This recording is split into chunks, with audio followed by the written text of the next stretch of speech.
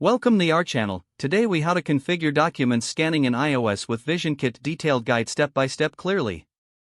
To configure document scanning in iOS with VisionKit, begin by opening your Xcode project. Make sure you have the latest version of Xcode installed to ensure compatibility. Next, navigate to your project settings and select the target application.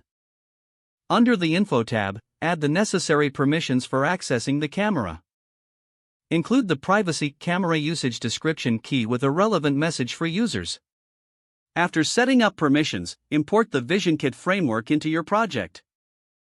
In the appropriate view controller, create a button to initiate the document scanning process.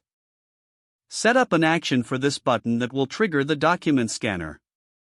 Implement the VN Document Camera View Controller delegate in your view controller. In the button's action method, instantiate the VN Document Camera View Controller. Present the document camera using the present method.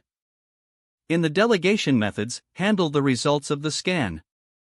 Check for and make adjustments to the scanned image in the did-finish scanning method. Optionally, you can also save or display the scanned document as required. Ensure to handle errors and cancellations in the did-cancel scanning method. Test the scanning functionality on a physical device to confirm it works smoothly. Make any necessary adjustments based on testing feedback. Finally, complete the user interface to enhance the overall user experience. If the page does not load, refresh the browser or try again in a private or incognito window. Make sure you are using the correct email address, then retype it carefully to avoid small typos. If your password is not accepted, use the reset option and create a new strong password you can remember. Check your spam folder for verification or security emails, then complete any requested confirmation steps. Enable two-factor authentication if available to improve account security and reduce unauthorized access risk. After signing in, review your profile details so your contact information and settings are accurate and current. If you see an error message, note it down and try again after restarting your device and internet connection.